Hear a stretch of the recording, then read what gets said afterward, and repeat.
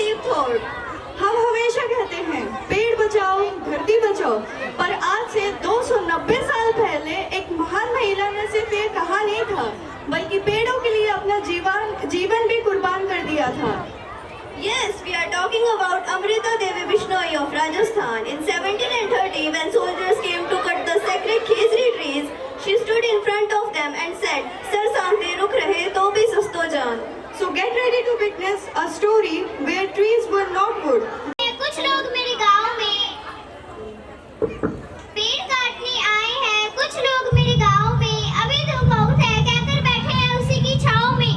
जी हाँ, आज हम एक ऐसे समय में जी रहे हैं जहाँ इंसानों ने तो तरक्की कर ली है, लेकिन प्रकृति से दूर होता जा रहा है। पेड़ कट रहे हैं, हवा प्रदूषित हो रही है, मौसम बदल रहा है और धरती धीरे धीरे बीमार हो रही है। आज हम आपके सामने एक ऐसा नाटक पेश कर रहे हैं जो हमें यह सोचने पर मजबूर करेगा कि क्या हमने प्रकृति के साथ सही व्यवहार किया है।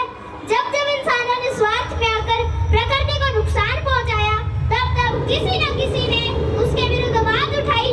आज से लगभग 300 वर्ष पहले राजस्थान की धरती पर एक ऐसी वीर नारी ने जन्म लिया जिसने पेड़ों के लिए अपना जीवन अर्पित कर दिया। उस महान वीर नारी का नाम था अमृता देवी। अमृता देवी ने कहा कि हम पेड़ों और जीवों को अपने परिवार की तरह मानते हैं। उनके लिए पेड़ केवल लकड़ी नहीं थे, वे जीवन थे, सांस थे और आने वाली पीढ़ियों का भविष्य थे। आज के बच्चे तकनीक में तो आगे बढ़ गए हैं, लेकिन प्रकृति को भूलते जा रहे हैं। अब चलिए समय की सुई को पीछे घुमाते हैं और पहुंचते हैं राजस्थान के खेतरजी गांव में। राजा दरबार में बैठे हैं, सिपाही जी सुन रहे हैं।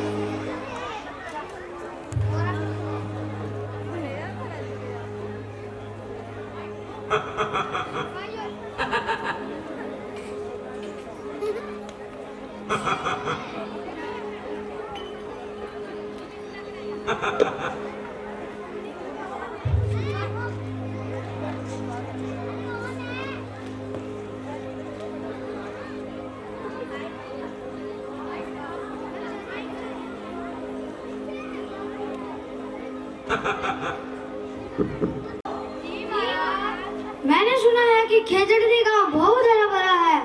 मुझे मेरे महल के निर्माण के लिए लकड़ियों की आवश्यकता है।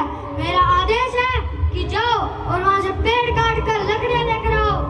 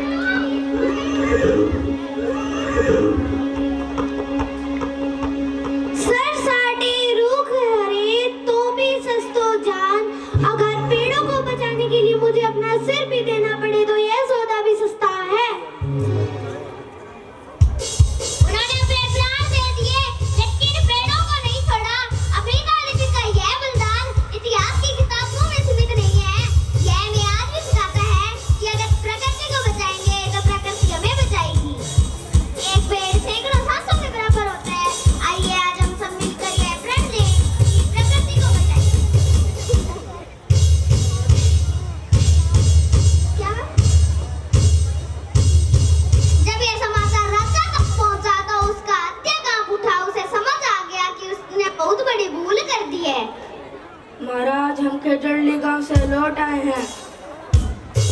तो क्या तुम पेड़ काट कर लकड़ियां नहीं लाए? नहीं महाराज, यहाँ कुछ ऐसा हुआ जिसने हमें हिला दिया। महाराज, उस स्त्री ने कहा, सर साटे रूप रहे तो भी सस्तो जान, तो भी सस्तो जान। महाराज, उस स्त्री की दो बेटियां भी थी, उन्होंने अपने प्राण त्याग दिए और साथ ही साथ गांव वालों ने अपनी जान दे दी, पर हमें पेड़ नहीं काटने दिए। महाराज, उन्होंने कहा पेड़ नहीं रहेंगे तो जीवन नहीं रहेगा। हे भगवान, ये मैं क्या कर बैठा। ये कोई साधारण आदेश नहीं था, ये एक अपराध था प्रकृति के विरुद्ध और मानवता के विरुद्ध। आज हमें शपथ लेते हैं कि हमारे राज्य में कोई भी पेड़ नहीं काटे जाएंगे, बल्कि पेड़ लगाए जाएंगे और हम भी पेड़ लगाएंगे। सिपाहियों, जाओ ये आदेश दे दो, आज से पेड़ सुरक्षित रहेंगे।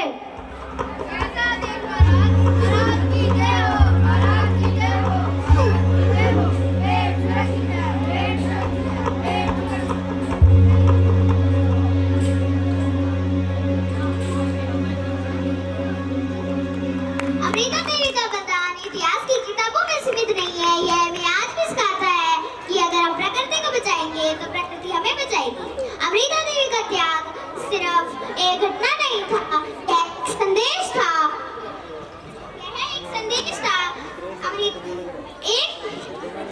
सैकड़ों लोग पेड़ों के लिए अपना जीवन देने को तैयार हो गए। मानव ने अपनी खुशियों को मार दिया। मानव ने अपनी खुशियों को मार दिया जब उसने कुल्हाड़ी से पेड़ों को काट दिया। आओ बच्चों, तुम्हें बताऊं बात मैं एक ज्ञान की। पेड़ पौधे ही करते हैं रक्षा अपने जीवन की।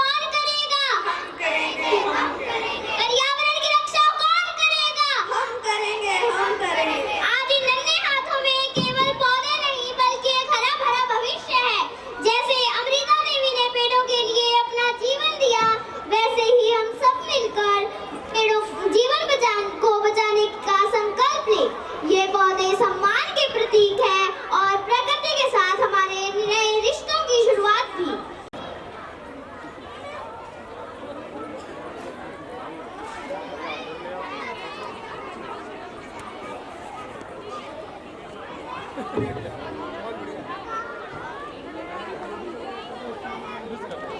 हिंद, जय भारत। पेड़ बचाओ, जीवन बचाओ।